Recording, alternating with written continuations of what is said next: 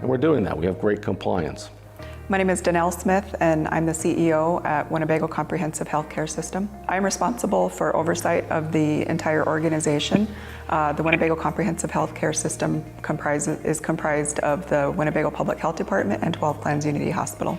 One of the steps that we've taken at 12 Clans Unity Hospital is that we've implemented a drive-through pharmacy. So this allows our patients to be able to obtain their medications without actually having to enter the facility. And so our pharmacy department has made a lot of steps in order to implement that on a very quick basis, but really just trying to keep operations efficient and make sure that our patients are safe. So patients can come to the front of the facility and a pharmacist will be there to greet them and get their medication, and they can be on their way. It's really a quick and efficient and safe way to get their medication. Yeah, we're very excited about some of the things that we're going to be starting. One of the things is a shoe sanitizing station. And so what that would consist of is you would come in to the hospital, you'd stand on a platform, and there's UV light underneath that platform that will sanitize your shoes. So then when you walk off the platform, your shoes are sanitized from the ultraviolet light. And that can be used multiple times during the day. It can be used when you come into the hospital, the employees, patients can use them, and it can be used when they leave the hospital or even certain times of the day. We also are getting a UV, ultraviolet light robot, which what happens with that is that robot can go into rooms, and you leave it in a room for a certain amount of time period, and it disinfects the entire room. And we're excited. People do have them, there's hospitals that have them, but not many our size. We're really excited to be opening up the clinics. I think it's really important to everyone to understand that coming in for preventive and routine care is really important, especially since many people have delayed it over the last several months.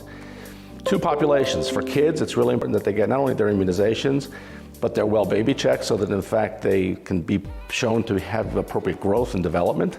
And then for adults, in addition to chronic care for diabetes, hypertension, and other chronic illnesses, it's really important that people get their immunizations. But for instance, for women, the routine mammographies, the routine pap smears. So we are really welcoming and encouraging people to get back into the routine of coming in for their preventive screening tests. So to make an appointment at the clinic, you would need to just call the outpatient clinic, 878-3404, and then just talk to the nurse, and they will get you a time that works for you. We do want to put people that are well, like if you're coming in for a school physical, or if you're coming in to get immunizations, we want them to come in the morning. But if someone that is sick, we prefer they come in the afternoon. I don't know if everybody knows, but right now we do outside testing or a drive-up testing. And we've just really been testing probably since the last 2 weeks, just people that probably are symptomatic, employees. But now we are opening it up to anybody that wants to request a test. If you feel like you need a test, you just need to call the clinic, and they will schedule a time in the drive-through testing. And you may not get in same day. Right now we're not full, but once we start getting more people, it may be the next day that you can get in, but we'll get you in as soon as possible. But then you just, we register you over the phone.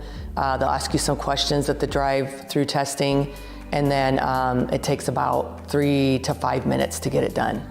At 12 Clans Unity Hospital, we've taken great effort to try to ensure that both our staff and our patients are safe. It's really important for people to understand that we're really excited to get back to some somewhat normal operations, recognizing that we still have some constraints in terms of protective equipment and the like. The staff is really excited to get back to something of a normal approach to patient care because there has been a concern among many of us that in fact people have not been able to access care as they might otherwise in normal times, getting their preventive care, getting their immunizations, getting their blood pressure checked, getting their diabetes checked. So we're all excited about having you all come back. We have implemented quite a few safety measures. When you come into the hospital, you'll notice that we have some barriers up so that people can safely social distance. That's in the waiting areas. We have put some markers on chairs so that we don't want people sitting right next to each other. Again, social distancing. We have face masks available for everybody. We want everybody all of our employees wear face masks. We want visitors, our patients, everybody to be wearing face masks when they come in. If you don't have one, we'll give you one at the door. We still screen patients, visitors, employees that come in the door, to see if they have a temperature. We ask them the questions. We're going to be focusing on our cleaning, and we're going to be stationing somebody out in the clinic areas, in the waiting areas, to clean very well what we call the high touch areas, things that people touch frequently, and just wiping those down so that people feel safe when they come in.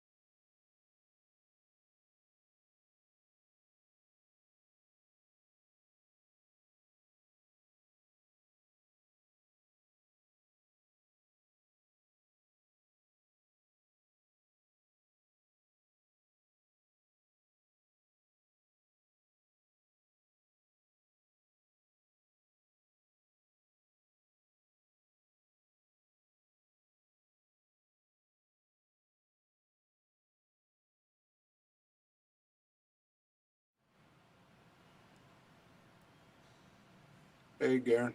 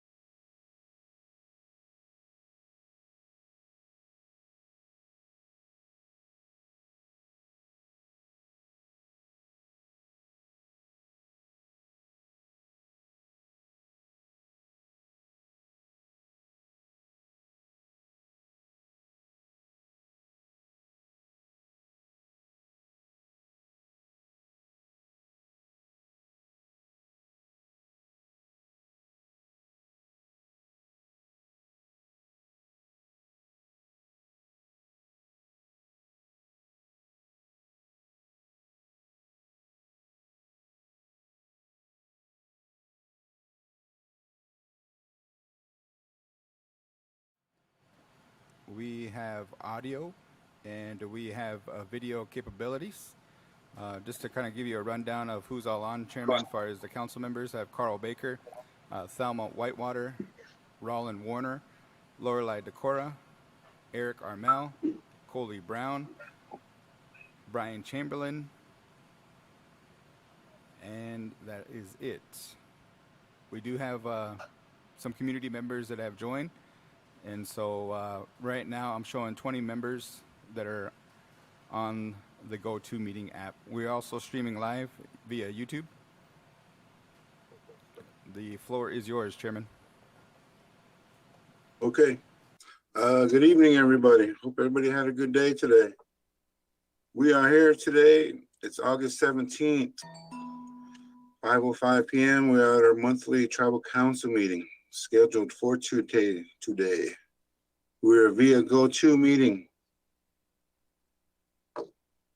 Call to order at 5:05 p.m. Okay. Roland, would you say opening prayer for us, please?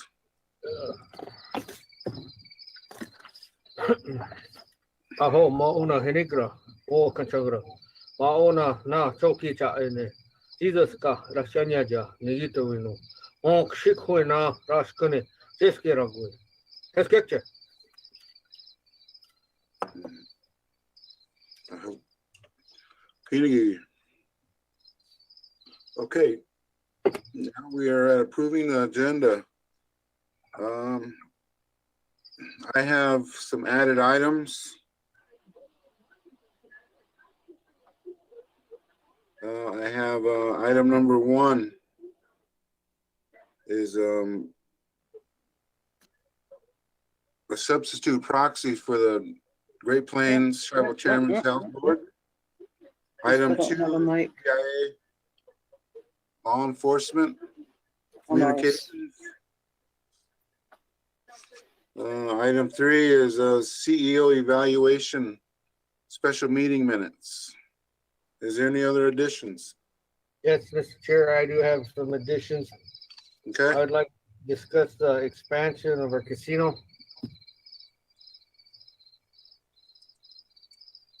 okay, I have one item is a radio station.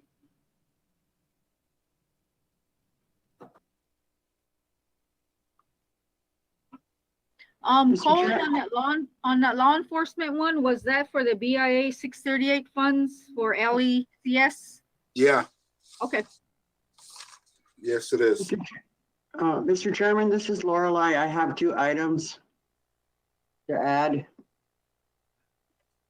The first one is the upcoming general regular election with 5 vacancies to fill. And my second item is virtual tribal council meeting policy with an update by Garen Coons and Brandon Stout, so that we get to the point where all our tribal members can link in and to be interactive on all our tribal council meetings. Okay.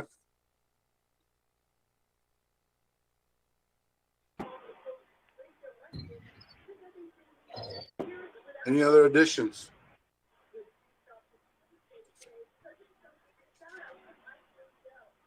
Okay. I just want to make an opening statement here. Last week there was some, well, I'll just start by, there was a request by a tribal council member to have an item put on the agenda.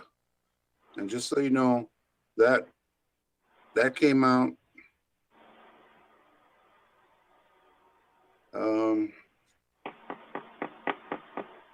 Thursday. And the agenda, just note that the agenda was already set and already sent out. And the comment was, agenda already sent out. You can we can add items at the beginning of a meeting, and that's what we have been doing. That's all. Okay. Is there a motion to approve the amended agenda? Motion to approve the amended agenda, Mr. Chair. Is there a second? Second. Motion by Ron, second by Eric. Any objections? Discussion on the agenda? 1, 2, 3, 4, 5, 6. Okay, none. It does look like Louis is not in, and I got a message from John. He will not be in tonight. So that motion passed 6-0 to approve the amended agenda. Okay, we go on to Chairman? yes. Before you go on, caller 04, can you identify yourself for the meeting minutes? The person that tuned in as caller 04. Second call for caller 04, so we'll dismiss. And you can come back in, caller 04. If you can type in your name, we just got to use it for the meeting minutes. Third and final call, 04. This is Sunshine. Is that me? Nope, that's not you, Sunshine. Yes. Okay. Caller 04, are you there? Is it me? No, Keely, you're under your name. You're good. Okay. Thanks. Keely, you might want to get away from your speakers. Okay, caller 04, you can jump back in, but just make sure you come in under your name. And also, I'll check with Brandon on Louis Coley if you want to give me a minute. Okay.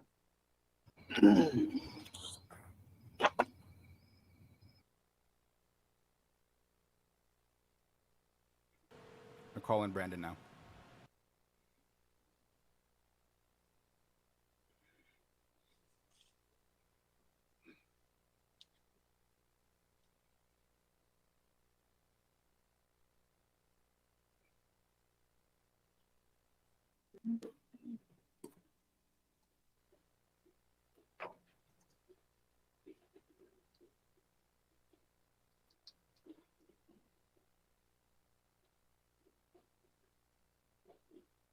Try it again.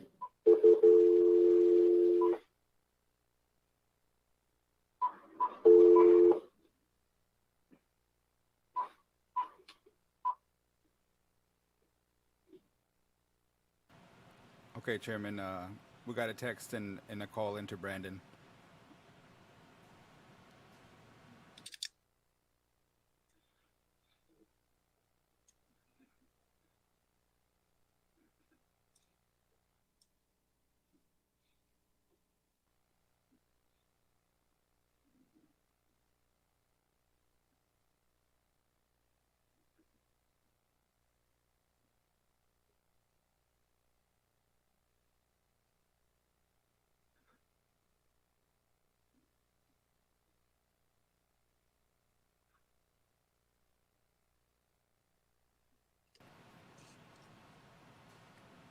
Caller 05, this is Garen. Can you identify yourself for the meeting minutes? Aaron, this is Nyla Solomon. Oh, okay. So you're also tuning in on a phone, huh? Yeah, my new computer, the mic must not be working because I couldn't hear, so I called in just now. Thank you, Nyla. Uh-huh. We have that fixed. Okay. Thank you.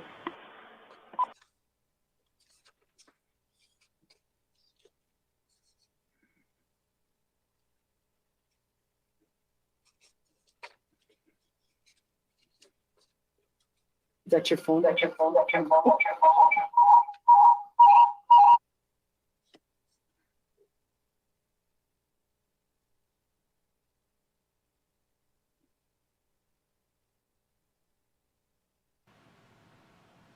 All right, Chairman. Looks like Louis is on. Okay. Hello, Louis. Good evening.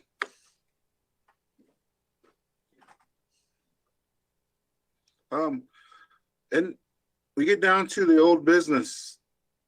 It says open meetings update. Is that also, would that cover the virtual meeting policy and update? Garen, did you add that?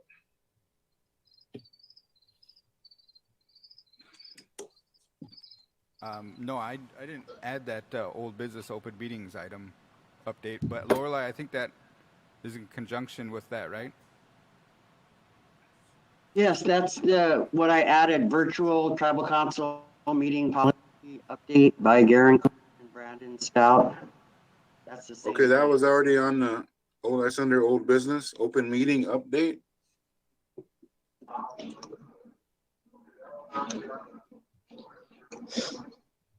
So let's try not to discuss that twice. Okay, Louis is ready to roll. Okay, we're on to reading of the minutes. Minute approval, August 3rd, 2020, regular tribal council meeting minutes. Motion to approve, please. Motion to approve, Mr. Chair. Motion by Ron, is there a second? Second. Second by Louis. Any objections? Questions, discussion? None? August 3rd, 2020, regular tribal council meetings are approved, 700. August 10th, 2020, monthly land meeting minutes. Can I get a motion to approve? Motion to approve. Eric,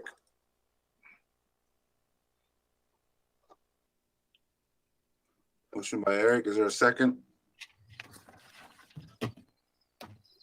Second. Second by Roland. Mr. Chair, in these minutes, one of the names is not complete.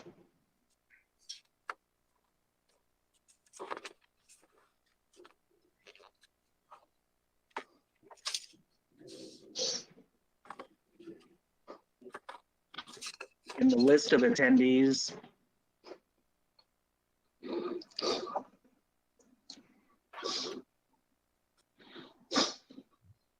Okay, there's just one first name. correct. Okay.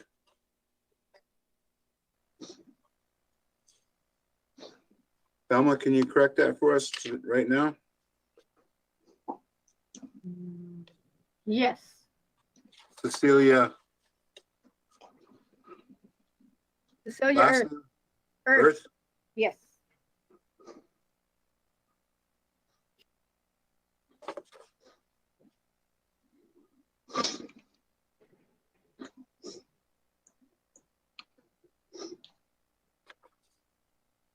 Okay, with that correction, Eric and Roland, continue on.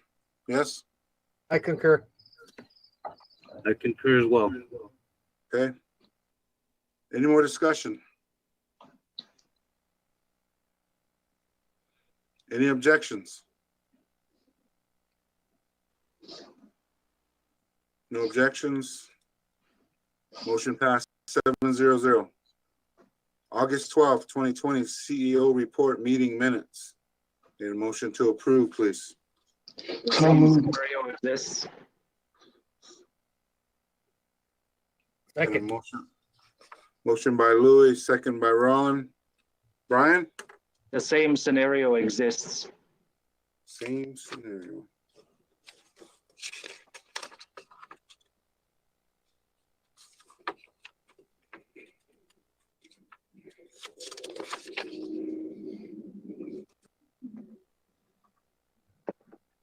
Cecilia Earth. Okay.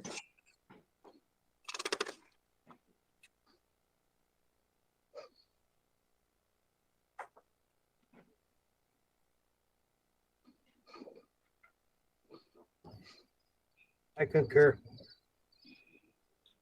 Louis, add that with correction in there. You okay with that? Yeah. Thank you. Is there any objections?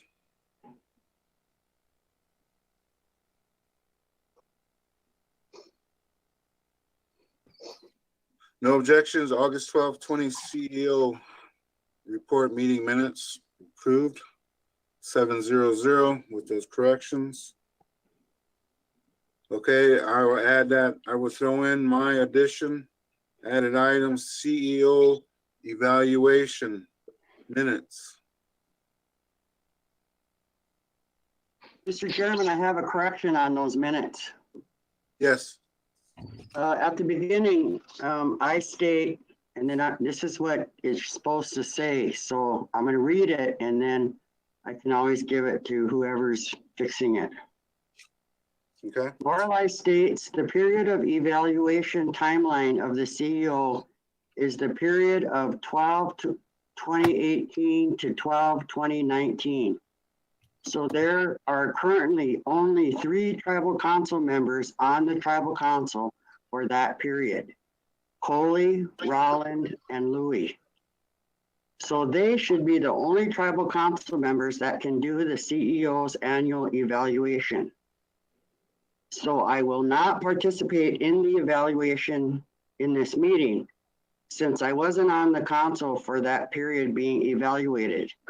But I will stay in this meeting as a witness, unquote. Okay. Thelma, you have that? Got it. Okay.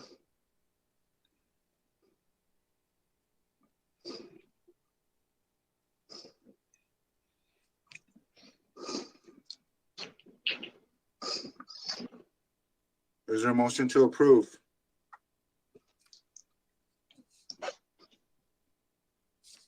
Motion to approve, Mr. Chair.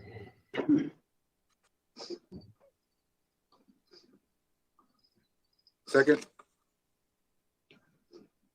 Is there a second? I'll second it. Second by Carl. Any objections?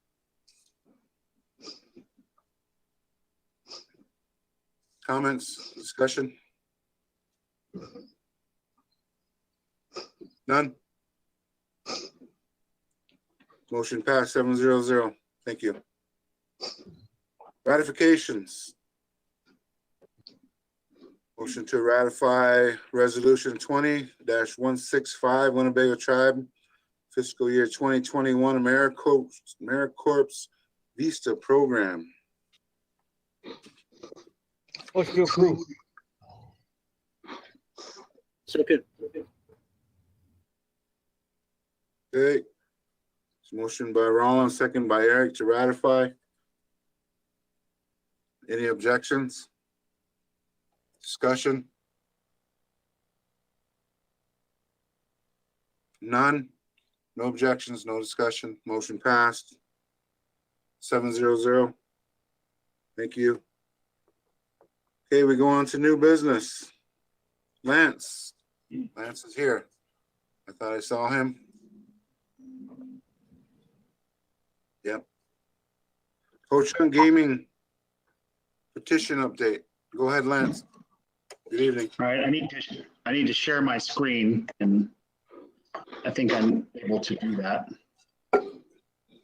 Stand by, Lance. Okay, Okay. it's working. I got to run the PowerPoint here. All right. So.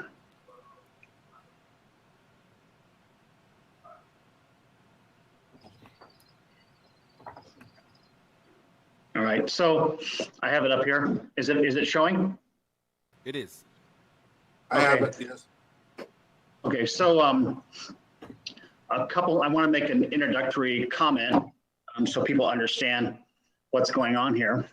The Ho-Chunk Inc. is required to do a couple of things every year, and one of them is sort of the annual plan.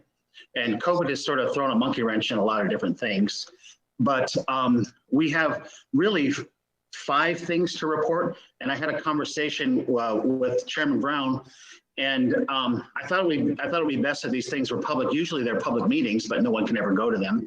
And we have the annual plan, which is going to take an hour, sometimes 2, and I don't think anyone has any great, I worry it's get a little boring. But we have other issues that are smaller.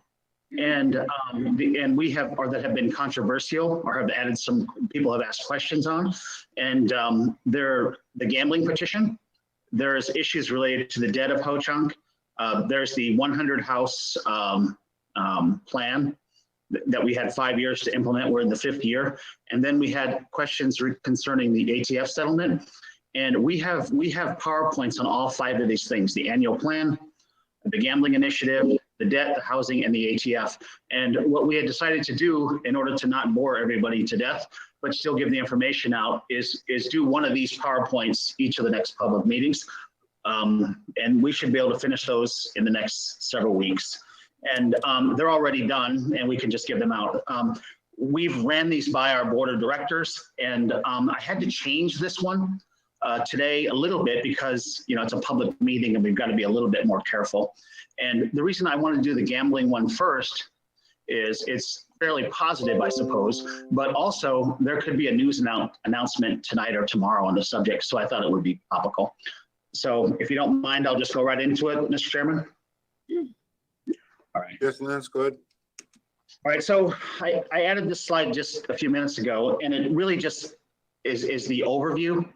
And it says that this talks about the Nebraska gaming expansion in general. And what it really is a petition effort to authorize casino gambling at the Nebraska horse tracks. And there are 3 petitions, and it's a little bit in the weeds, but there's a constitutional amendment, which right now it's illegal in Nebraska. You needed a lot of signatures for that one. And then there's 2 statutory amendments, or petition drives, and they're a little, you don't need quite as many signatures. And we had one statute was to authorize a taxation system, and the other statute was to authorize the regulatory system. You couldn't just do one without the others, otherwise you wouldn't be able to actually implement the gaming operation. So we had to do all three. We formed an entity, this was actually 2 years ago, called Keep the Money in Nebraska, and that was our failed effort from 2016. And it's a partnership with the Horsemen, the Horsemen's Benevolent Protection Association, I believe it's called. And we own the track in South Sioux City, and they have control of the tracks in Omaha and Lincoln. And as part of the deal of the tribe putting up most, or really all of the money for the petition, we're partnering with them on managing the Omaha and Lincoln track also. So this effort is much more than just South Sioux City. We did a signature gathering stage, and it's a good thing that we started we learned a lot of lessons the first time in 2016 where we didn't get enough signatures. So we started way early. I think we started collecting in the summer of 2019, and we knocked it off in the fall when it got cold, and we thought we would have no problem kicking it up in the springtime. However, as you know, there was an international pandemic in the interim, and so we actually had to start gathering signatures again in May, and we were very, very tough on timing, but we were able to get it all done. I'll go through that in a second. And the next stage is to do the signature count and then certify that we have enough. We're in that right now, and there's an expected legal challenge, and I think that's maybe the next slide. I'll get into that a little bit more. And then after we get through the legal challenge and the signature certification stage, there's the election itself. And we would do a marketing campaign. If we win the election, someone's probably going to try to sue us again. That's just the nature of the anti-gambling establishment in Nebraska. And then once that's done, if we pass that, then we have the casino license and construction stage. So there is a lot of moving parts to this, and the risk is high that something bad would happen, but as you'll see later, the reward is also significant. And so it's probably worth some sort of calculated risk to take. On the signature gathering side, there were, as I said earlier, there were three. The first was the constitutional amendment, and that's what authorized gaming at the horse tracks. And we needed 122, and we got over 200. On the tax statute, we needed 85,000, and we got over 134,000.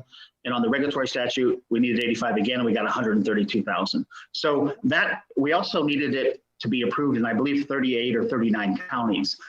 We believe that we have crossed all of those thresholds in terms of certification, but we actually thought that we would be able to announce certification last week. But some people, and I don't want to speculate who it is, but there is some political opposition in Nebraska, and two law firms have sent letters telling the Secretary of State that he has the right to not certify our petition primarily because of something called the single subject rule. You can only have one subject at the time. And, there's we've put weeks of effort into making sure that our language was going to pass this legal challenge because we knew that it would happen.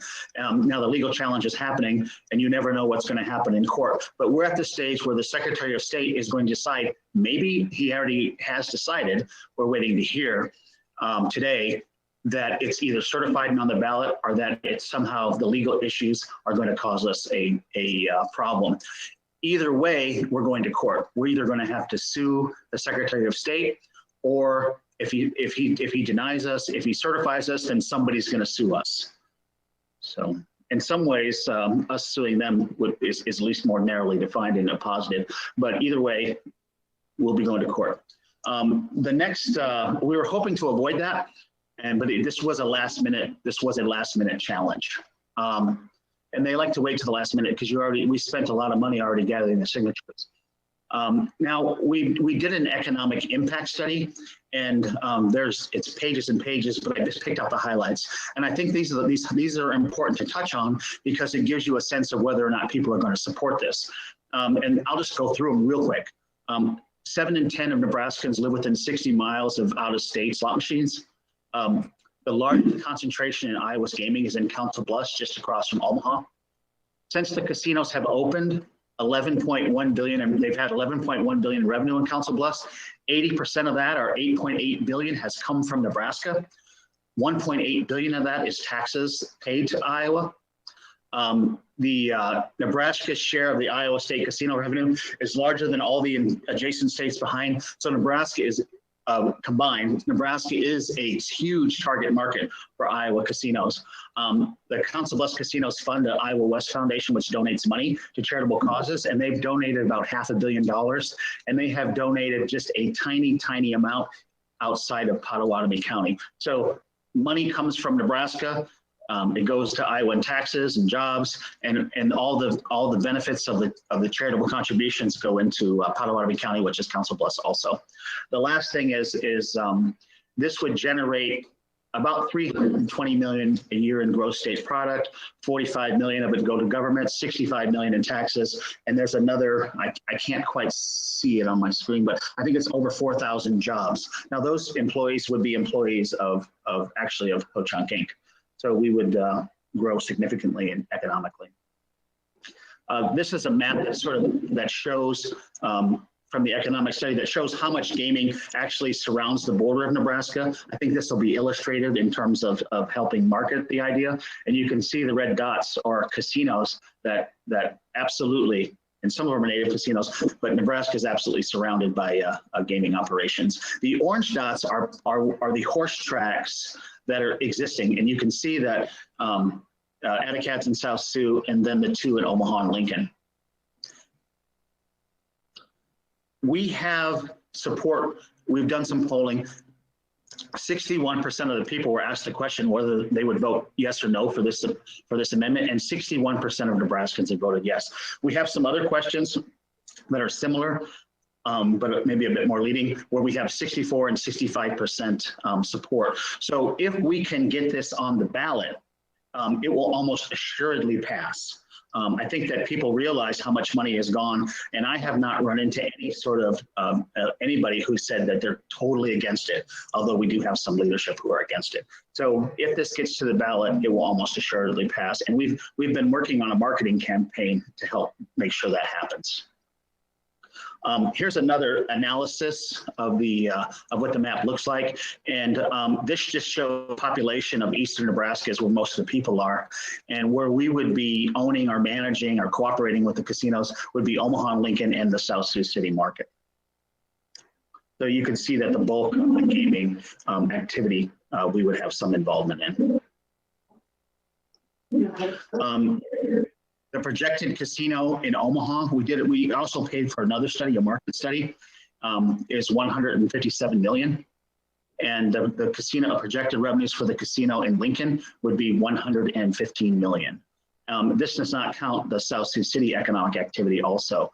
So you're talking about a significant expansion of revenue and opportunity. These are just some pictures, and I'll go through them. This one shows the Omaha Casino. Right now, you have to understand that they're already existing facilities, but they're basically horse tracks, and they do some you can wager there, and you can do simulcasting. And so we hired an architect, and they did some designs of what they would look like. At some point, we would probably just build new ones as they got bigger, but doing something in the short term to get it going is probably what's on deck. You can just see how this is the one in Omaha. And it's just building on their existing infrastructure.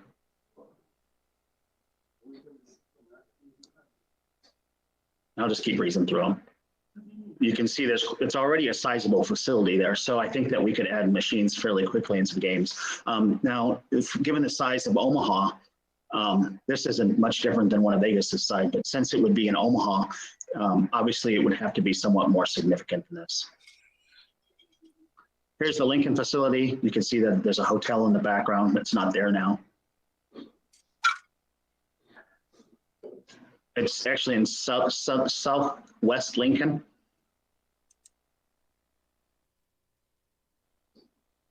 And there's more of a complex of it. Now, there's something we would probably have to expand this also, but both of those facilities are much more significant than the Hard Rock in Sioux City. I think for perspective, I think the Hard Rock's projected revenues, and I don't know what it's been this year, but it's been around $80 million a year in terms of gaming revenue in Sioux City. And both of the facilities, the Omaha facility is probably almost double that. And the Lincoln is probably 30 to 40% larger than that, to sort of give you some perspective of what we're doing. And this is how it lays out. This is us gathering the signatures and showing up at the Capitol. One of the things that we've learned from our polling is that sometimes people will vote for the constitutional amendment or support it, but they don't want to do the tax. So in order to make this valid, our marketing campaign is going to say vote for all three. That's going to be a big, we can't really start that with the legal challenge because we don't want to spend money on marketing if it's not going to get on the ballot. We also don't know the ballot initiative numbers until ours is certified, and the other ones, there's one on medical marijuana and there's one on payday lending. So we don't even know what to tell people to vote for yet. So that is it. I don't know if anybody has any questions, but I wanted to make it as quick as possible for time purposes.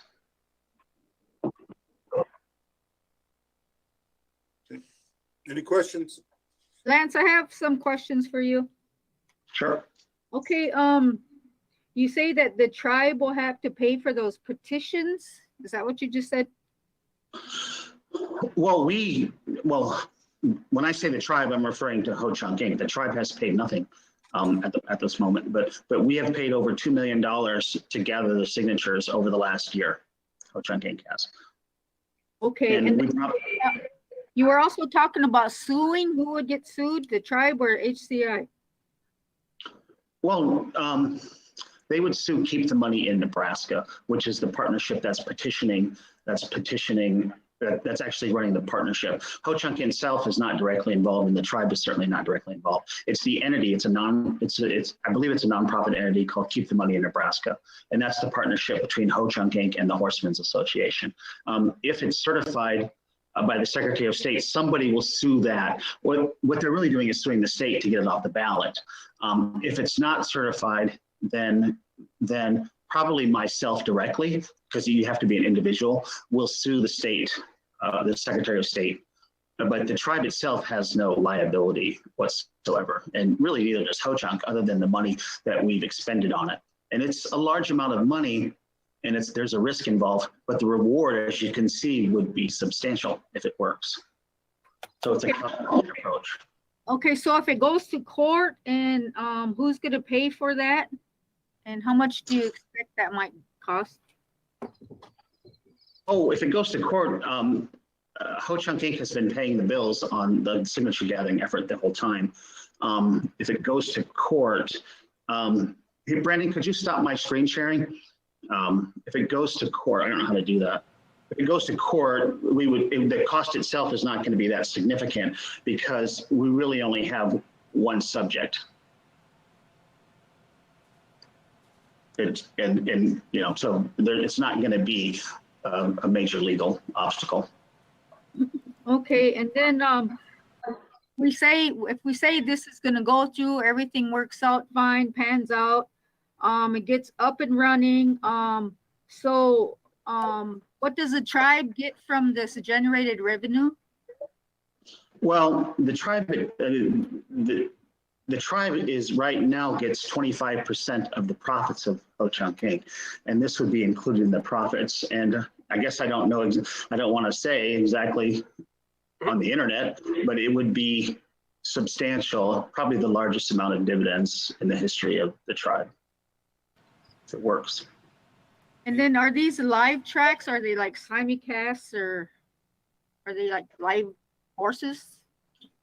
Well, in Nebraska, you have to have horse racing to actually happen. And we own the track in South Sioux, and we run 3 races in September typically. And you need that in order to have a simulcasting license.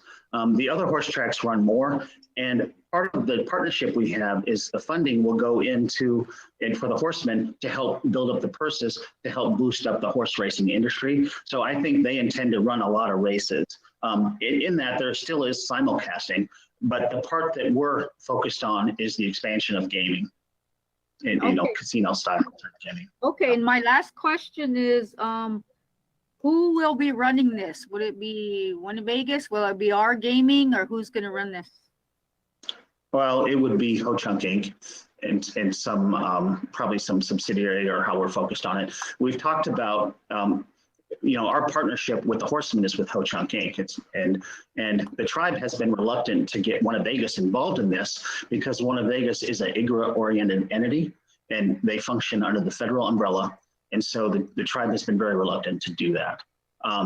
Now we've talked about the possibility of in South Sioux City of coordinating our efforts with Winnebago to some extent in order so it doesn't hurt them. We originally bought the Atticad track because we were worried about gaming expansion in Nebraska and hurting Winnebago.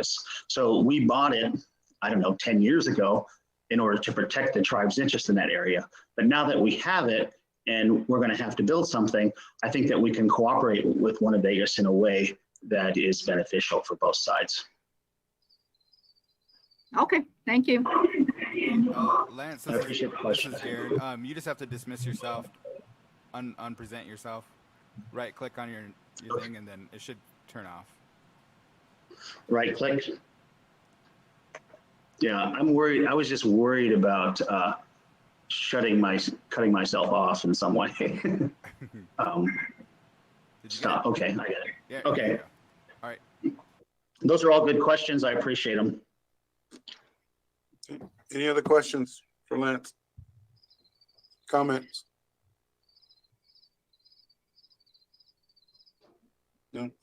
Okay. Lance, I have a couple questions. Did you say you have a contract with Horsemen's already? Yes, we have a development agreement with them where we will partner on the Omaha and Lincoln casinos. I don't want to get into too many details on it, but it's something that could be very good for both sides. Okay. And that's with HCI?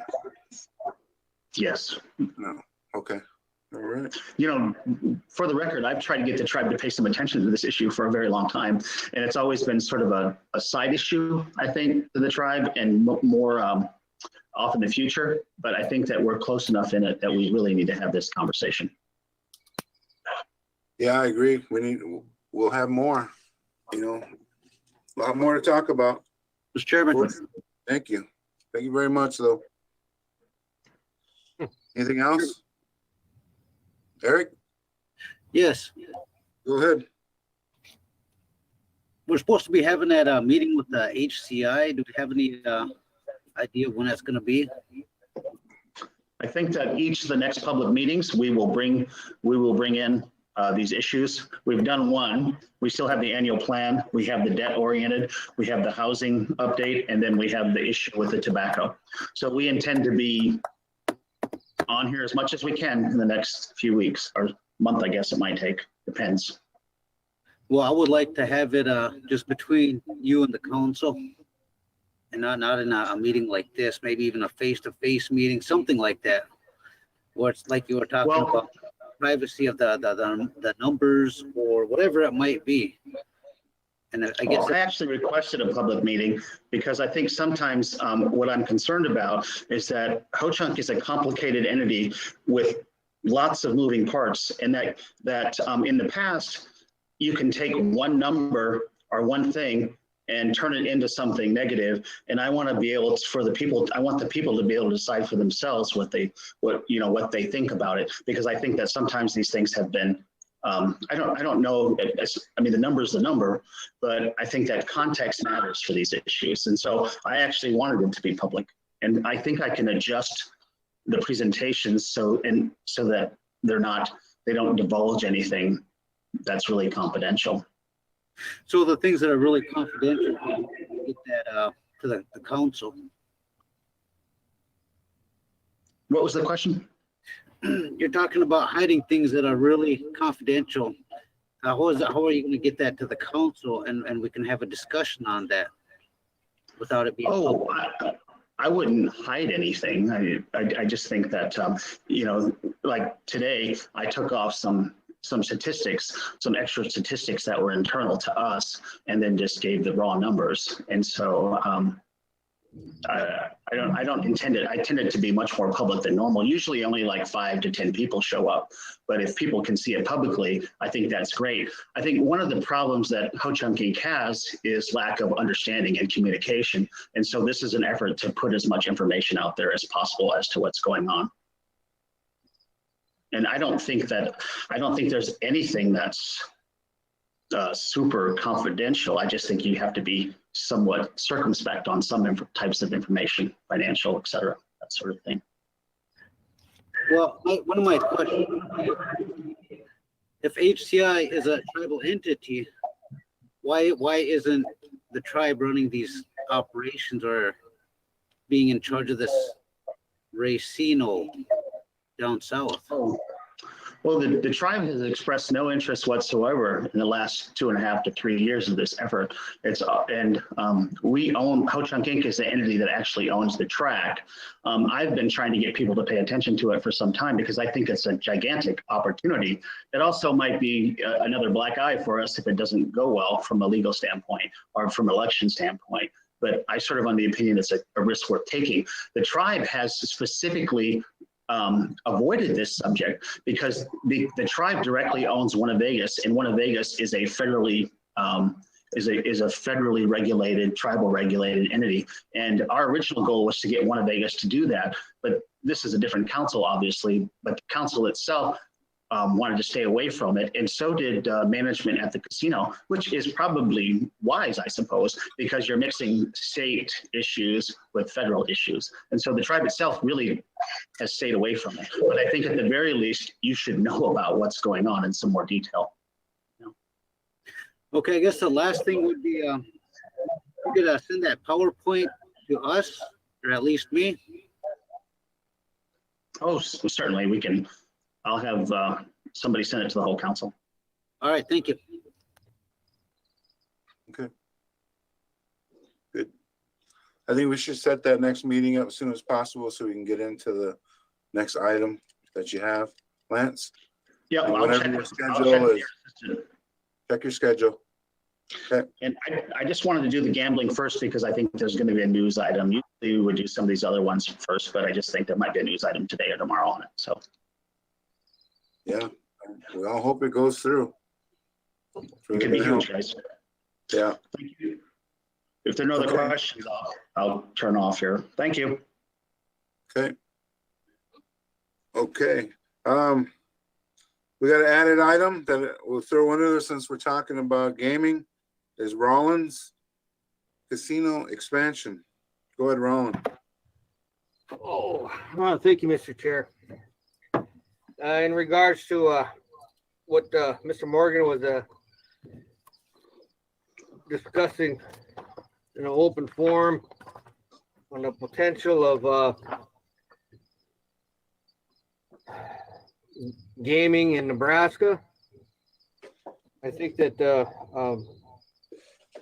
should that all go in favor of the Winnebago tribe of Nebraska, that would in fact be a potential windfall for the tribe. But there's a lot of variables, Mr. Chair, that are still in the air. A lot of things that aren't definite that still need to be worked out. So with that being said, I know that before some of these people, these new members that are sitting at this on this council now, they came aboard. We have discussed and at length expanding our current casino operation. Now we've done a feasibility study. We've gleaned it. We've all agreed that we wanted to make that kind of a move and commit to that. The thing that we have to contend with are circumstances beyond our control, and that one would be the worldwide COVID-19 pandemic that the whole world finds itself in today. That's kind of a big point of contention, and it dictates how things are going to roll out in our future. The other is this Nebraska initiative that Mr. Morgan and HCI are trying to establish and push through at the state level. So those are two things that are going to kind of dictate when we decide to make this expansion and commit to pushing through that. Should we make that declaration, make a ratification of that this council is in fact interested and will commit to future expansion of the casino, water park? We could make that resolution and then be in queue on how this pandemic rolls out, and then also how that will go with this Nebraska initiative. So there's more that needs to be discussed, but in an open forum like this, I'm not comfortable discussing all of our business out there. That these are potential business propositions that we should be discussing behind closed doors and doing face-to-face discussion, so that our strategy and how we want to move forward is discussed, strategized, and it's sound and everyone's in agreement. So I only bring this to light for discussion only at this point in time, but to benefit the tribe as a whole. Our current situation, the way that it is with the current numbers of enrolled members, we find ourselves financially at its capacity, and we're looking for ways to move forward and bring in more revenue so that we can expand and enhance our programs that we have available within our organization. Our social programs could be tweaked a little bit more. There's much more that we can do with our housing. I'm in agreement with the direction that we're going, but I think that there's more that this council could do to enhance the capability, so that all tribal members have that potential to own their own home.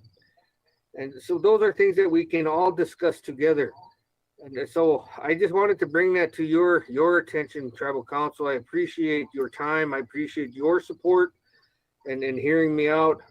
But that's all I got right now at this point in time, Mr. Chair. Thank you. Okay. Thank you, Roland. Thank you. Any comments, questions? Hey, Carl. Mr. Chairman. Wait, I think Carl's trying to speak, but you're muted, Carl.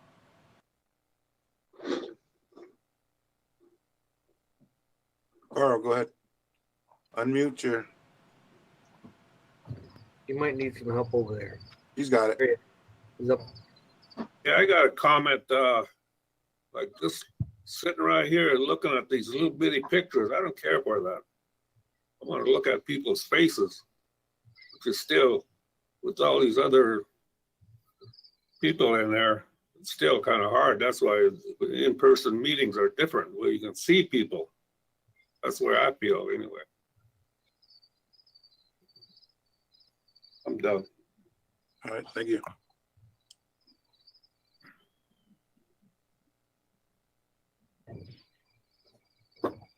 Yes, incoming revenue is very important to our tribal members and our operations. Very important. Okay, we're gonna be done with gaming. No, Eric, did you have something? Go ahead. I'd like to agree with Councilman Warner on what he's talking about on the casino expansion.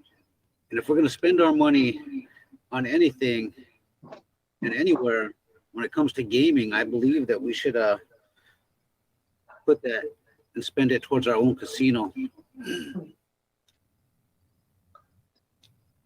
That's just my, thank you. Thanks, Eric. Okay. Anything else? Okay, we'll move on to number 2 on new business. Pam Adams with American Broadband and their update. Go ahead, Pam. Good evening.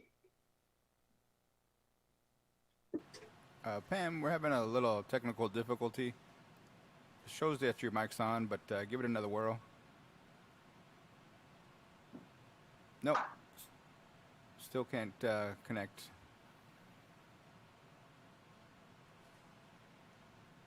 At least on our end. I don't know if anybody else can hear her, but keep trying, Pam.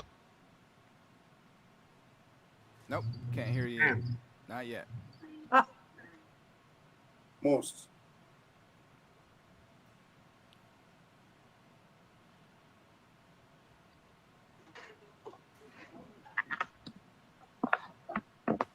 Can you hear me now? Yes. Yes. All right. All right. Okay. Well, first of all, thank you for allowing me to an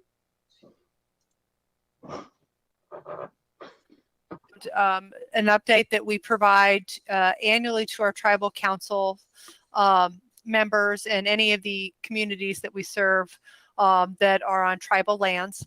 This is a requirement that we are to do per the FCC. I wanted to just provide a short update as far as what we're doing in relation to the network, as well as just some of the other things that we're doing to support the community of Winnebago. First of all, we have upgraded our main network feed into the town of Winnebago with 10 gigabit links. There are 2 of them. One is specifically for DSL and the other's for direct fiber. We also have all of our voice services now using a meta switch for voice traffic, which is a modern soft switch for voice switching. In regards to projects that we're working on with the community of Winnebago, we have worked with you on the roundabout to make sure that when work was going on there to move fiber, that service was never interrupted. We've also been working in conjunction with the community on the street and sewer projects that are continuing. And then lastly, wanted to let everybody know that we are planning to bury fiber east past the powwow grounds in order to provide higher speeds out to rural Winnebago. Just some updates as far as the community as a whole. As of July, we showed on the data side that we're serving 309 data customers in Winnebago. And these are served by either VDSL or fiber. As it stands right now, out of those 309 subscribers, 119 subscribe to speeds less than 25 meg and 190 subscribe to speeds 25 meg or over. 67 of those subscribe to speeds that are 50 meg or higher. We also wanted to let everybody know that with the global pandemic that has been going on, a couple of the things that we instituted when things started to ramp up in March were providing a low-cost internet package of 25.3 to students that would need that for online learning. And as of the end of June, when we went ahead and took a look at statistics, Winnebago had 4 families that took advantage of the program.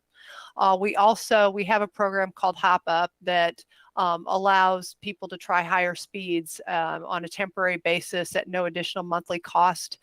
We went ahead because, of course, a lot of people also went to a work from home scenario.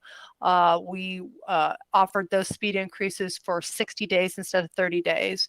And as of the 1st of August, when we did our last billing, 45 customers in Winnebago are currently taking advantage of this program. And when we've done a look back at people that have used the Hop Up program and then kept that higher speed, on average, 91% of the people that participate in that program keep the higher speed at the end of that 30 or 60 days.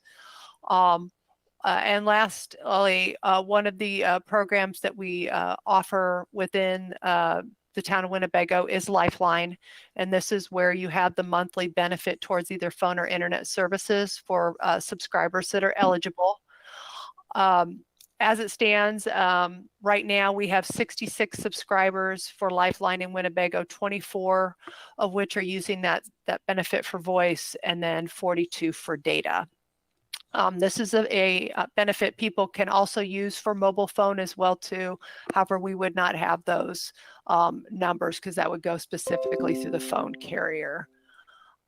Are there any, I guess, we also like to take this opportunity to solicit any feedback. So I'd like to open it up to the council for any feedback that you would have for us. Thank you, Pam. Any questions? Pam, Yes. I would like to say thank you for the service. You're making yourself available, putting an effort towards this update to this council, one, and then two, making sure that our community is up to speed on the technology. I know that in this time of this pandemic, that technology is our friend. As you can see right here, having this meeting and our tribal membership available to listen in, it's crucial to right now to the function, and having the membership aware of the goings on in our government. I wanted to say thank you for that effort. You're and welcome. what the American Broadband is doing in this community. And I think that as a result of the COVID pandemic, this community here has taken a stance towards ensuring that we have fiber optic, and that we're working that out. I don't know if you're a part of that process with our IT, Mr. Stout, Brandon Stout, and some of these things that we've discussed amongst ourselves. So I would think or imagine that you would be in on that process. And so I appreciate those efforts as well. I just wanted to kind of say those things to Pam and her availability, and then the people that she represents over there in American Broadband, just to kind of share those sentiments on behalf of our tribe, Mr. Chair. Thank you for that time. That's all I got. Yeah, wonderful. Question. Yes. The statistics and the information that you provided in your presentation today, Ms. Adams, can you forward those to the council so we can have that data? Because at times, I believe a lot of that could be a valuable resource for the tribe. Yes, absolutely. I'd be happy to do that. Okay, thank you. Yep. And one of the other things I did fail to mention, I apologize, is that we're very proud of doing every year is being able to work with Brandon in providing internet service to the powwow grounds for your annual powwow celebration. That's something that we really, we look forward to doing. Obviously, of course, look forward to attending as well too. Unfortunately, as we all know, that did not occur this year. And I know that I had Brandon and I communicated when I believe graduation was going to be out at the Power Grounds as well too. And so we look forward to continuing to provide that as our way of giving back to the community on an annual basis, as well as other things that may come up. I know that we've been involved with the schools as far as our half-court shot contests, and use that opportunity to do some drawings for services, as well as give some money back to the schools as well too.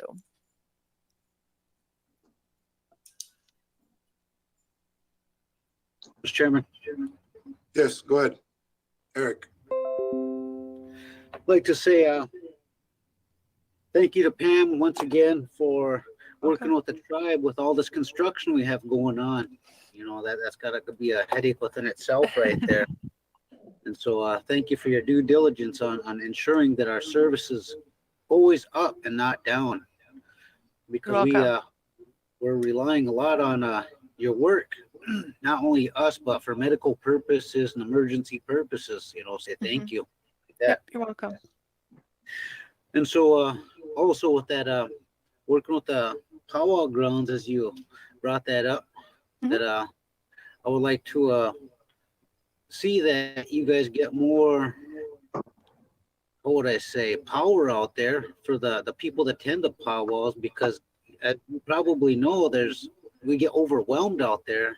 Yeah. And that kind of gets locked up out there during that time. Mm-hmm. So to start preparing for the end of this COVID time, which hopefully is soon for next year, that would be great. Absolutely. And, I know. Yeah. I know that when we had a conversation with Brandon, probably, I want to say it was like 3 years ago, we made the decision that we were going to start converting, especially for tribal buildings, the technology from copper to fiber. So moving that from VDSL to fiber. And so a lot of the conversations we've had with him are, how can we prioritize based on what your priority is? And I know that, the powwow grounds has been higher up. And so I know with the plan, bearing it out towards the powwow grounds, that should pick up not only residents out there as far as faster speeds, but hopefully then get some faster speeds out there when you're streaming that event next year. okay. Last thing I'd like to say is thank you to Councilman Chamberlain for asking for that information for the council, because that's something that affects all of our whole tribe. And so that way we can advocate for you ourselves once we get those numbers, because we know a lot of our membership can't be watching this and bear witness to this. So that way we could share that ourselves. So thank you. Yep.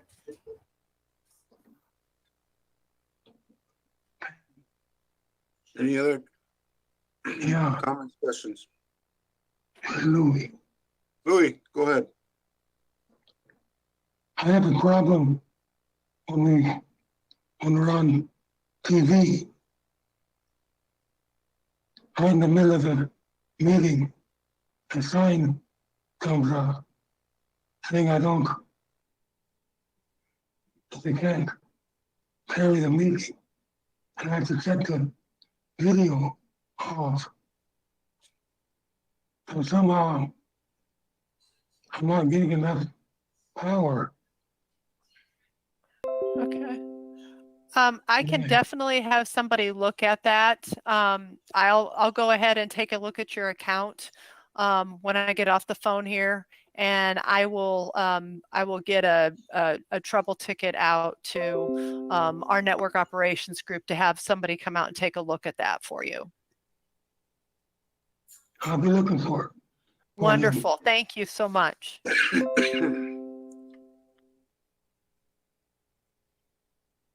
Anybody else have any questions or comments for Pam? No, Pam, I'm going to ask you, and I want to thank you for all that you do.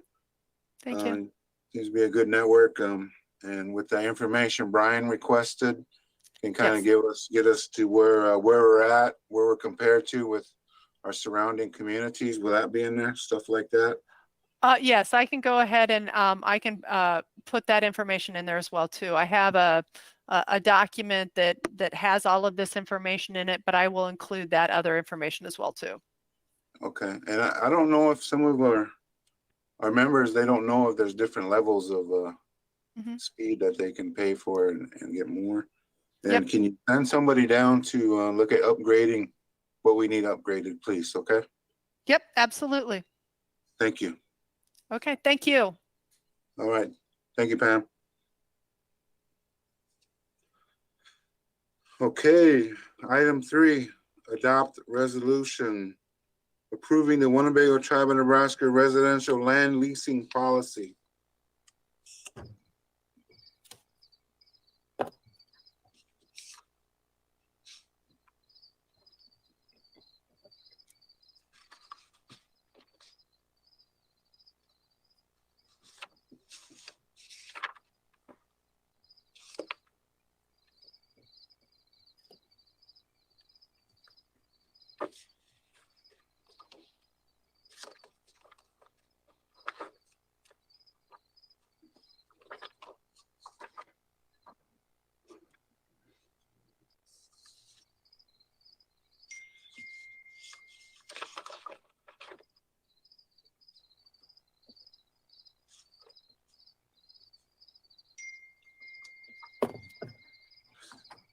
Okay, is there a motion to adopt? Do we have a resolution number?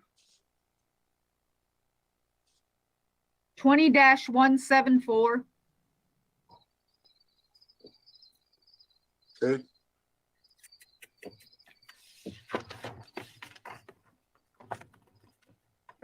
Your motion to adopt 20-174, the Winnebago Tribe of Nebraska residential land leasing policy.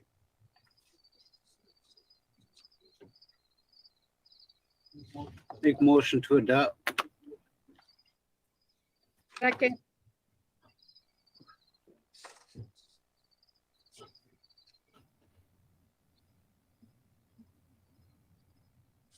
Questions, comments? Any objections? None? No objections? Motion passed 7-0-0. Thank you. Okay, we go on to old business. Open meeting updates. Virtual meeting and policy. Mr. Chairman? Go ahead. I asked for this to be on the agenda. I brought this up, the concern by the membership that they be able to be participating in all our tribal council meetings and it be interactive where they can raise their hand and be recognized by you as the chair. And they can either ask their question or they can provide their comment. And so the IT people and Garen, we've had some meetings looking at the different platforms to make that available so all our members can participate. So I'm going to turn it over to Brandon and Garen to give you an update. Go ahead, Brandon. Good evening, everybody. Thanks for taking the time to let me be on and just kind of explain a little bit kind of where we're at with things. The policy is kind of still being created as we speak. We did have a GoToWebinar demo today. That's the platform that we want to use. The reason for going with GoToWebinar is that allows more than 150 participants. That's what our current GoToMeeting allows, is 150. So the number we started off with right now is 500 participants. We can always increase that as we see more and more people jumping on, if that ends up being the case. Each person, I guess kind of what the plan would be is to get our meetings scheduled and out there so people can get themselves registered. That'll be the process, is they'll have to register themselves. On the registration form, we're looking at providing a place where people can say if they're a tribal member or not. And then that way we can kind of try to filter out any unwanted participants. Basically, after a person registers themselves, they'll get an email link back with the ability to join on to the meeting. When they join on to the meetings, they'll be muted by default. That's just the way it goes for the GoToWebinar, and that's by design. So basically, they'll jump on. There's a chat feature that they can use to ask questions and things like that. And then we, as the organizers of the meeting, will be able to unmute them and let them talk when their turn is up. Some of the other things that we're kind of looking at as well, to help kind of maybe filter out some of the things, is we would probably need maybe a list if we wanted to go that far to compare maybe a tribal enrollment number to help filter out. We can allow people to join on. We can kick them off if needed. Once the meeting starts, we can also lock it so that others can't join if we choose to do that.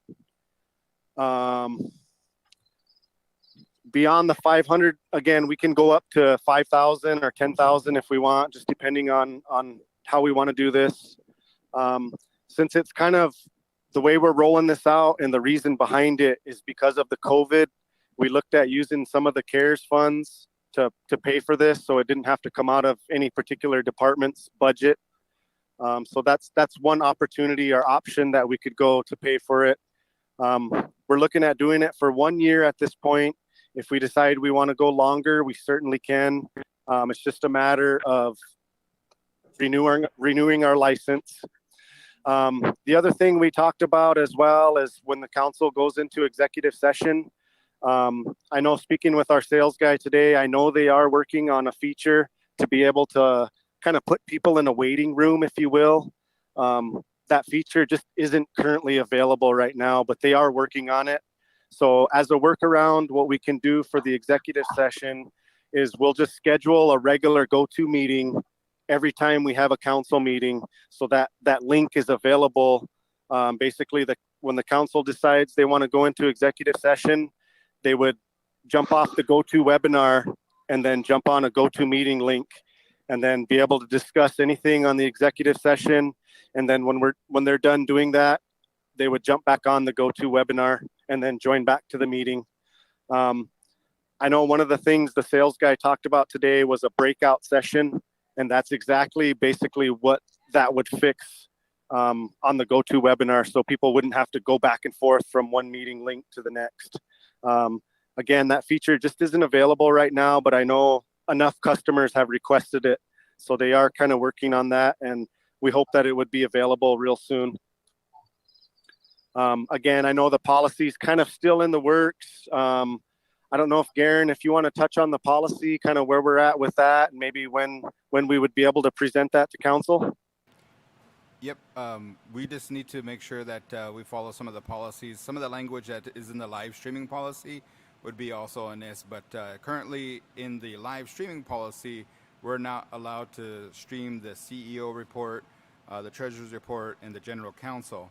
But if we go to this virtual meetings, I believe Lorelei requested that all meetings would be virtual, and then every tribal member would have access to that.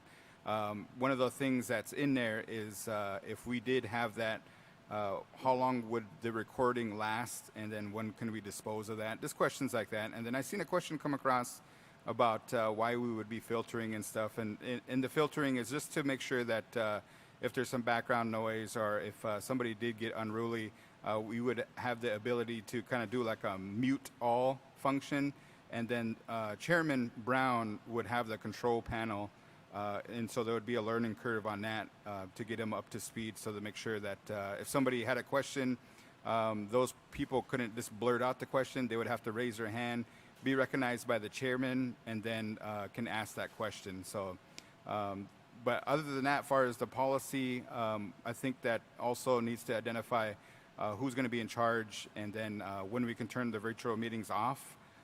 If we're going to keep this policy until the pandemic's over, whatnot. So all that will be in the policy. If you guys have any questions, me and Brandon are here to take any questions you have.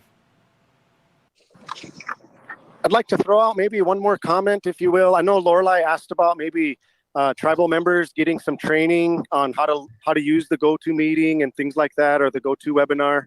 So I'm going to see what we can do as far as making that happen. I know there's plenty of video tutorials out there. So I want to review those and make sure that those are kind of complete and easy to follow. If they're not, then maybe we could set up some scheduled trainings where maybe a bunch of people could get on at scheduled times, and we could just do a practice session with them, make sure they get connected and answer any questions and things like that ahead of time before we start rolling this out. So I just wanted to throw that out. That's something that we're considering and we'll make happen.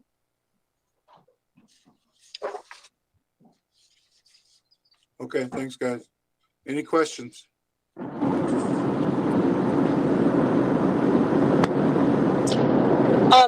Chairman, this is Keely. I have a question.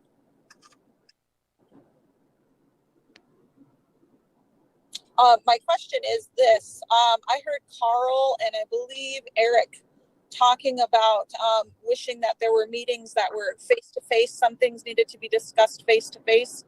In this policy, would there be an option to maybe have a giant screen set up in the gym, and people that do not have access to the internet would be able to sit socially distant and watch the live stream, with an option to perhaps raise their hand at that live stream and still be able to ask a question? Because like we all heard Pam say from American Broadband, we only have 300 and some families that have internet access right now. We have way more tribal members than that just on the res. And this would be an option that would allow more people to attend meetings. Thank you. Thanks. Okay. We'll continue to work on this policy. I just want to comment that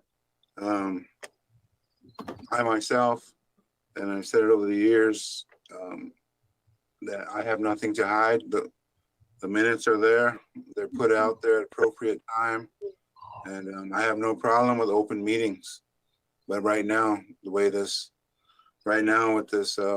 virus, and that's why we are the way we are here, and we'll work on that policy and we'll get it started. We'll continue on. Anything else, Lorelei? So we'll be back again to report updates to the council, but we're working on it. And I want the tribal members to know we're working on it. Thank you. Yep, thank you. Chairman, just a question that we had from Brandon and myself. We kind of threw the question to Alan, but as far as the budget, we're just requiring that legal counsel review that. We don't have the authority to give legal counsel the permission to look this over. So when the policy on our end is in draft stage, we would need kind of permission from the council to do that. And then also the go-to application for 12 months, I believe is, correct me if I'm wrong, Brandon, but it's over $500. But we can get you the actual number. And then also I'm gonna need a crew to man this, and I have asked Erica Dunn and Matt May to help me. Brandon being the IT guru, and then myself kind of producing some of these virtual meetings, but they're not on their duties as far as Erica and Matt. But I would just ask permission from the council to ask their supervisor if they're allowed to help us out. Okay. Okay. That's something needs to bring up too with Erica and Matt. If those aren't in their duties, they've been doing this since about March, so we need to talk about that. And I thank them for being there, for helping you. You guys did a great job. Okay. Go on to item 2 on old business, the secretarial election / more information that was requested. Whose item is this?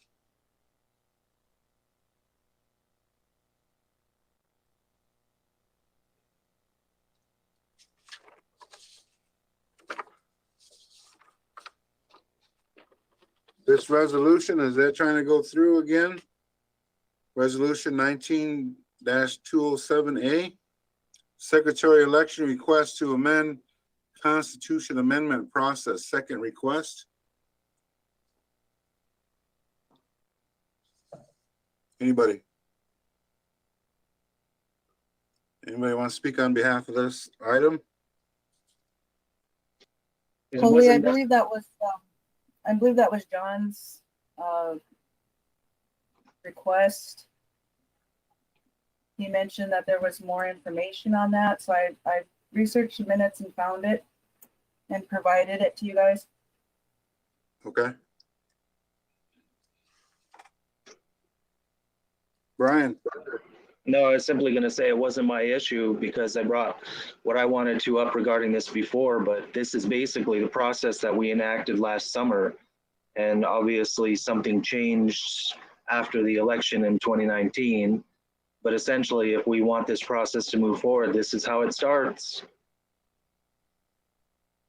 Okay.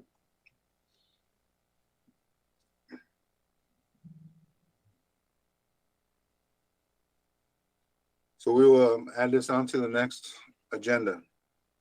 Teresa, okay? Thelma. Got it.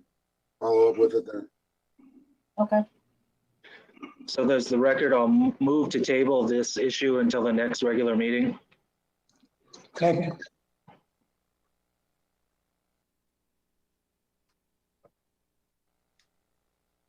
there is a motion to table this till the next regular meeting.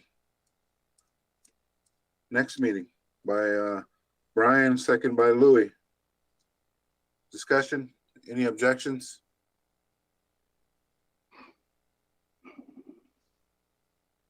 Object. Discussion. Okay. Call for the vote.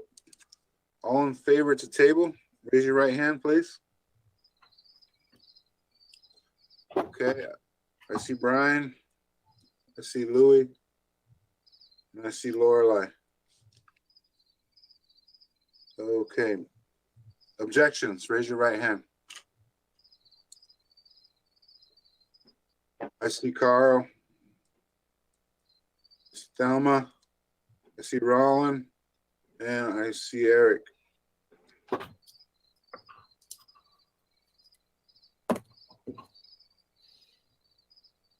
With the vote 3 yes, 4 no, 0 abstention, motion failed, 3-4-0.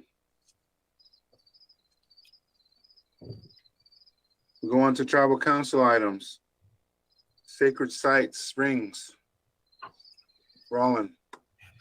All right, council, I would like to bring this to your attention that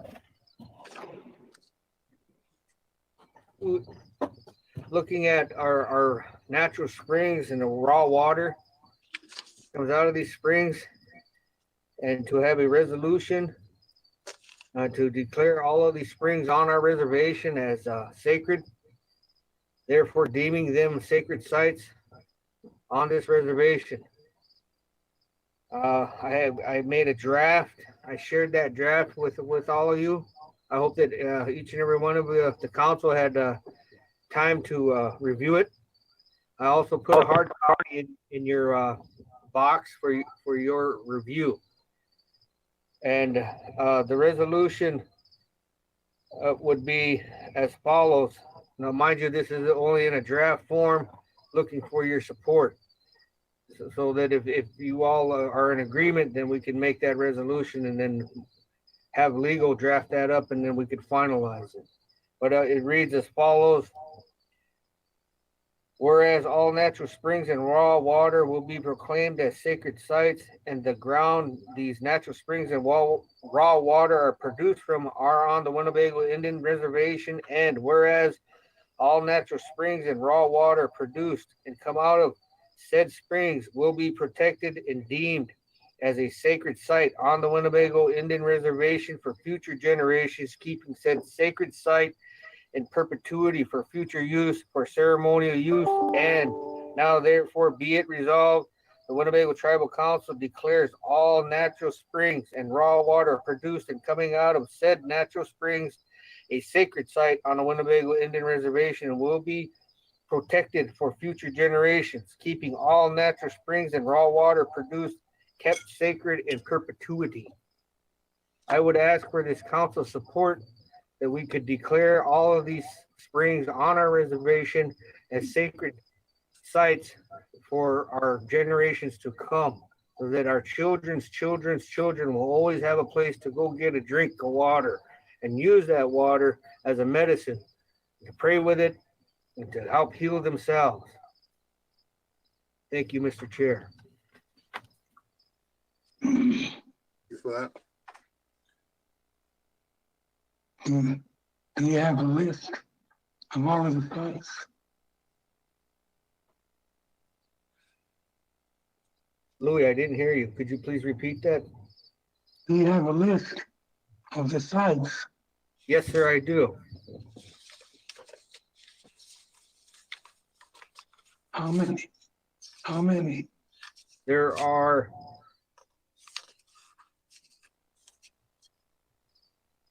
4.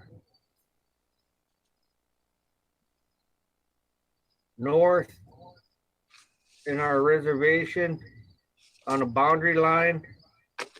East of our reservation, there are 2 along the bluffs. And then The fourth one would be south of our reservation, right next to our cemetery.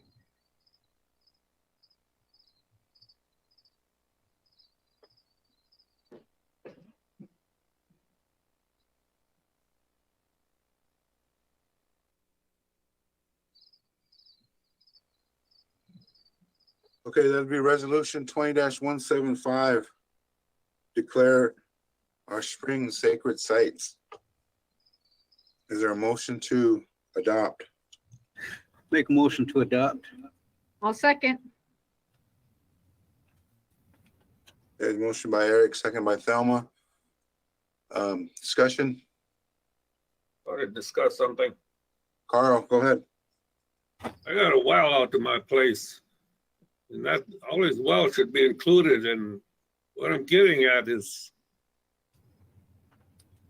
these fertilizers that these farmers been using for years, a lot of years, they've been contaminating our water. And we have the ability to update our codes to do something about that within our reservation boundary. I'm not saying cut them off, but I mean, we should be updating our codes about that. Because we're supposed to match the earth. That's the way Indians lived. The way things are these days, all this processed food and that, and this water these days, it's like it's getting ruined. It's been ruined. We can take some action to start turning that around. That's all I got to say. Thanks, Carl. You know, I did mention, Carl, I have mentioned, I brought it a few times, that possibly we can start taxing these private farmers, you know, who own land.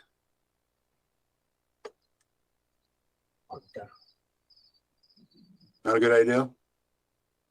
Mr. Chair, we have a Yes. motion on the table and we're discussing. Going off his comment. I was just going off his comment, his discussion. It was a little off. Any more discussion? Is there any objections?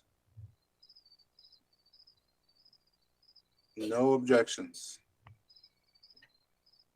20-175 pass 700. Thank you, council. Mr. Chair, I would like to take this opportunity to expand upon what we just did. I think it's a imperative, it's a monumental moment for this tribe.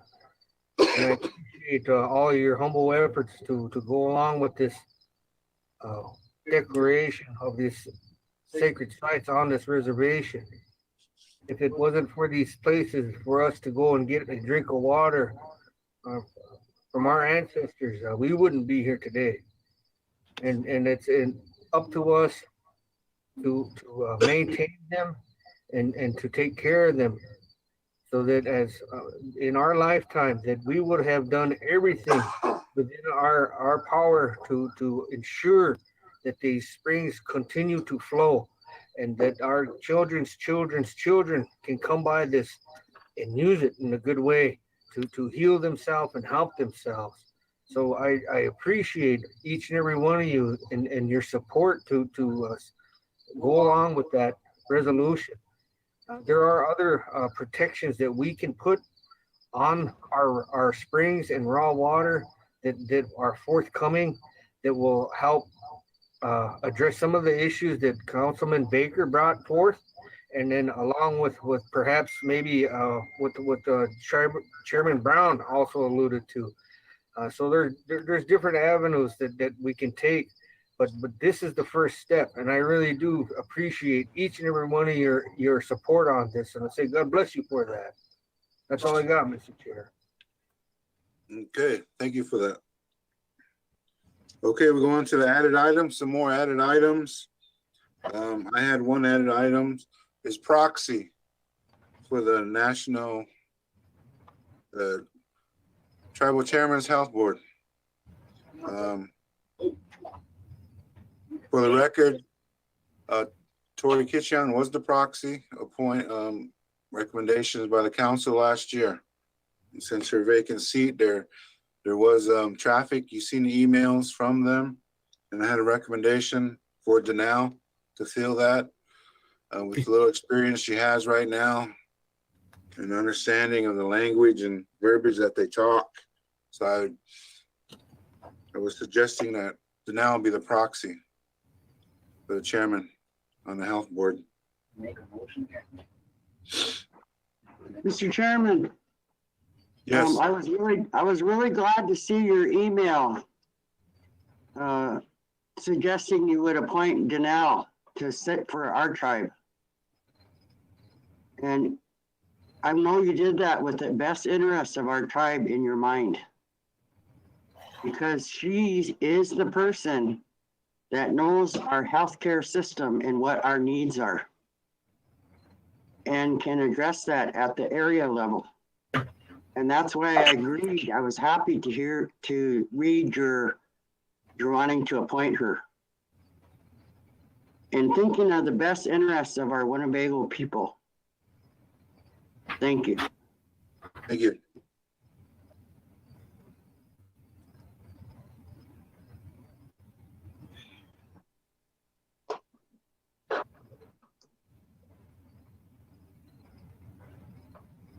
So I'm looking for a motion to appoint somebody to be the proxy for that.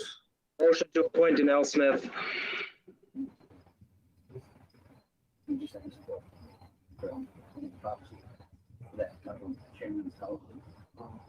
Second. Okay.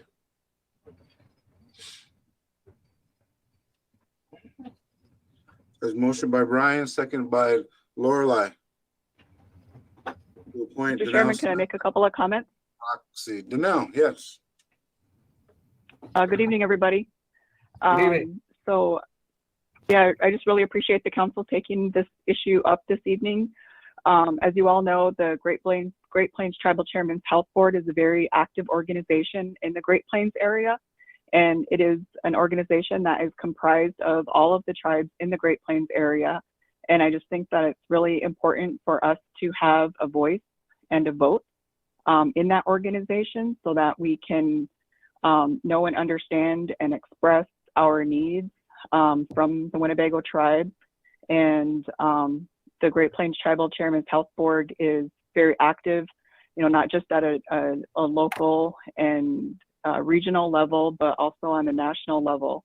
And so that is a mechanism by which we can express our needs to the Indian Health Service on budget, policy, activities, services that are made available through the whole Indian Health Service system. And so I just think it's really important for us to have a voice. And each tribe is able to either have their chairman serve in that capacity or their proxy. And so Tori had been in that seat, fulfilling that role on behalf of the Winnebago tribe for quite some time. And since she's no longer there, I just wanted to, I guess, make myself available to fulfill that role. And so I would be really happy to do that, or whoever's in that seat, I would certainly, you know, be there to provide information and data from our community to make sure that it's that information and communication is there. Thank you. Thank you, Danelle. Thanks for being here this evening. Okay, there's a motion by Brian, second by Lorelei to appoint Danelle Smith as proxy for the Great Plains Tribal Chairman's Health Board. Is there any objections? Any more comments?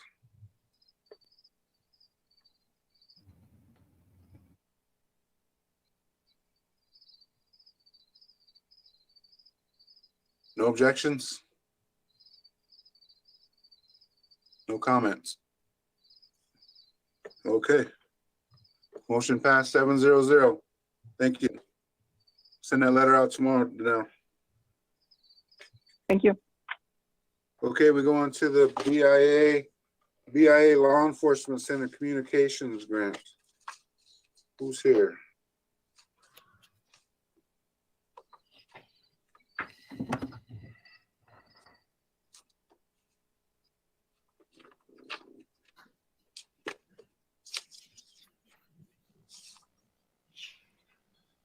BIA 638 funds for law enforcement center, telecommunications. It is for the dispatch services. The award amount is $217,281. Effective October 1st, 20 through September 30th, 2023.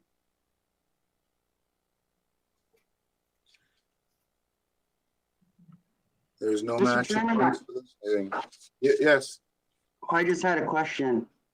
I noticed that the resolution had 228,370. And then the area said we were exceeding what was actually available.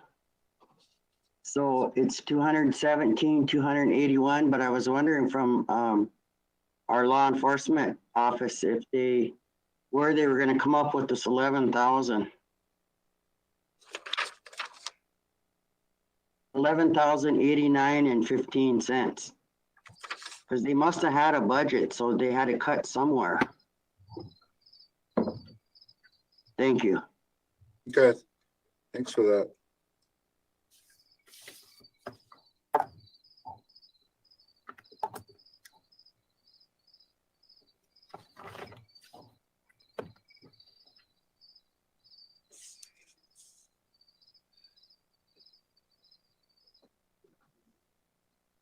To be resolution 20-176.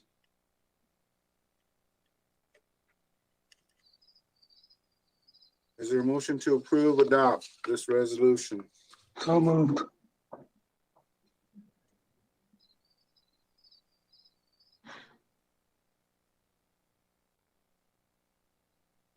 Motion by Louis.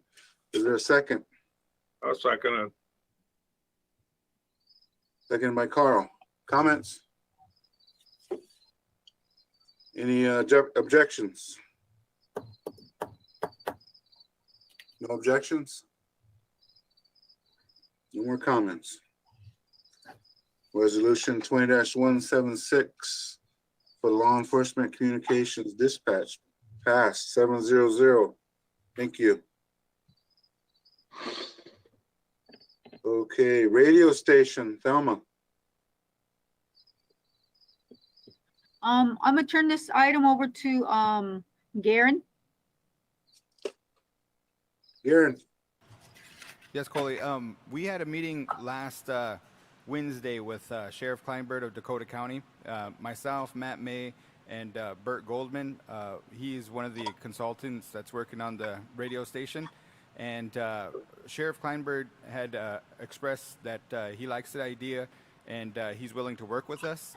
We just need to get a lease agreement to him and have that drafted up by the legal and get that over to them so that they can agree on the lease. And then as soon as that's done, we can apply for the FCC application and then start also construction on the radio tower site.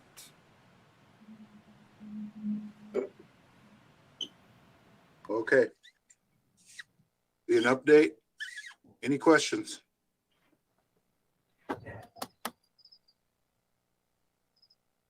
Any questions for Garen? Garen, Go ahead. Yes. thank you for the update. I think that this radio station has a lot of potential for our membership and the tribe as a whole. Each program being able to have access to it and use it to get the information out to our public, our businesses for advertisement. There's a number of things that we can use this for to our advantage. And I would really like to see this goal. But I understand there's restrictions right now because of where we sit. But in the future, I know that there's room for expansion and then making a lot more information available to our membership. So I think that this is a worthwhile endeavor. So I support what we're trying to do with this station. Thank you. Thank you, Roland. Garen, do we need a tribal council approval to have the legal draw something up for us? Or do you just need the approval? 1 second. Do we need?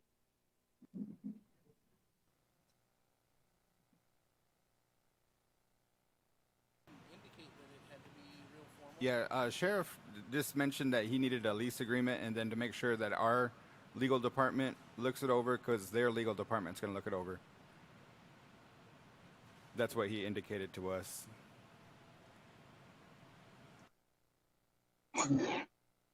Where did it go? Where is the site?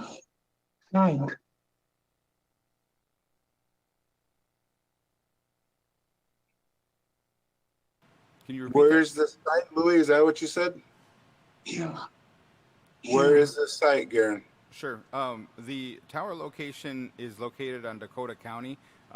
It's up there by Jackson, Nebraska, by the, I believe it's the Gill property, kind of west of, along that highway there. And we would have to go up there and grab some readings.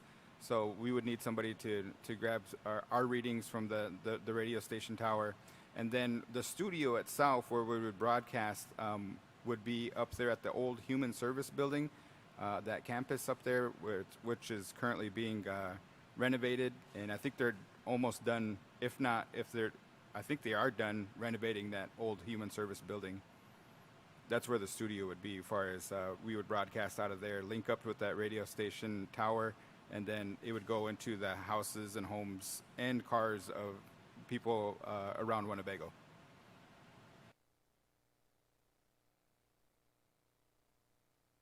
Okay, Garen, thank you. Carl. Why do we have to build a tower way up there? I mean, what am I missing? Why can't you build around here? Sure. That's a good question, Carl. The reason for that is radio stations, they have to comply with the FCC regulations, and the FCC only gives a certain amount of license out in the area. And we were fortunate to have a license donated to us. Unfortunately, that license was out in Allen, Nebraska. So us having that license and broadcasting, let's say, some of the music or language of our Winnebago people to the people of Allen wouldn't benefit us. So we're moving it to Jackson, Nebraska, so that we can broadcast into Winnebago. But currently, KSU has the Winnebago license, and we're also working with Thelma and some of the people to make sure that we address, they're supposed to be servicing the town of Winnebago with community issues and community news, which they are kind of out of compliance. So that's why we have to go this route. Yeah, thanks for the update. I kind of recall some of that language, Thank you.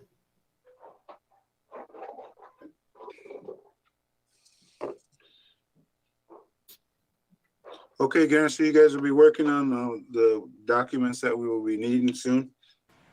Sheriff Kleinberg would like to get that by Thursday. So if we can get that lease agreement drafted up, whatever the tribe's procurement, and have legal review that, and then if we can deliver it to Sheriff Kleinberg on Thursday, that would suffice our timeline. Okay, stop down tomorrow morning. And we will start working on that. Okay, update, no action so far. Okay, the last added items is election, 2020 election seats. Lorelei, what'd you have? Oh, okay. Thank you, Mr. Chairman. I wrote an email to all of you, the tribal council members, and I also addressed it to our enrolled Winnebago tribal members. I did that on August 6th. And I wanted to talk, or I was talking about the upcoming election and that we actually have 5 vacancies to fill. And I talked about 2 of these vacancies are called unexpired terms, which means those individuals still have another year to serve in their seats. And I said the Constitution speaks directly to when there's unexpired terms. And it's Article 6, Section 1 of the Winnebago Tribal Constitution. Section 1. If an officer, councilman, or appointed official shall be removed from office, die, or resign, the tribal council by a 2/3 affirmative vote shall declare the position vacant and shall appoint by a 2/3 affirmative vote a qualified individual to fill the position until the next general election, at which time the qualified voter shall vote to fill such position for the unexpired term. So the Constitution guides the filling of these two unexpired vacancies. So the Constitution rules on those. And then we have 3 regular expired terms that come up every year. The tribal code covers those 3. So with the Constitution on the 2 unexpired terms and the tribal code on the 3 expired terms that come up every year regularly, we should be able to go to the polls in the primary election and in the regular general election and vote for 5. And so I'm making that motion based on those 2, the tribal constitution and the tribal election code. Second.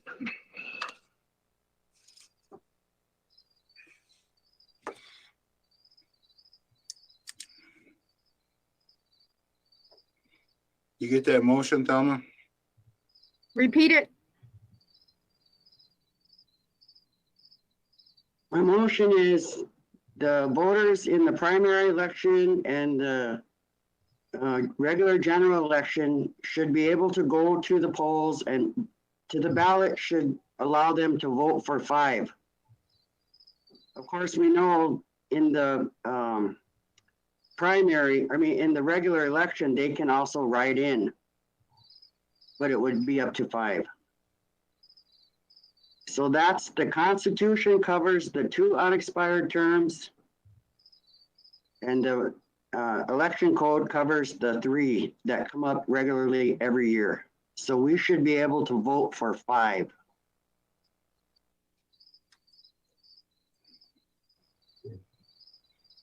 Okay, motion by Lorelei. Who seconded that? I did. Brian? Object. Objections. I have an objection. Okay. All in favor of their motion, all in favor of the motion, raise your right hand, please. I see Louis. I see Lorelei. I see Brian. Okay, 3 yes. No, raise your right hand. I see Thelma. I see Roland. I see Eric. And I see Carl. That is 4 with no abstentions. That motion failed, 3-4-0.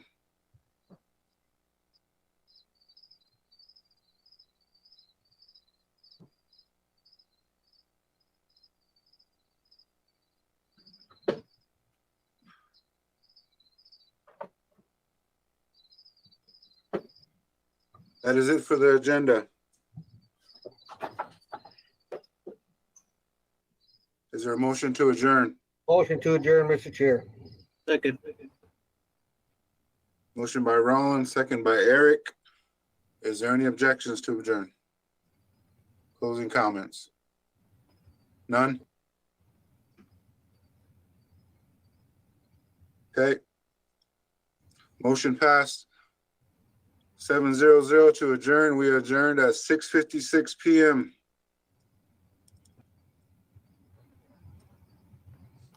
Thank you. Have a good night.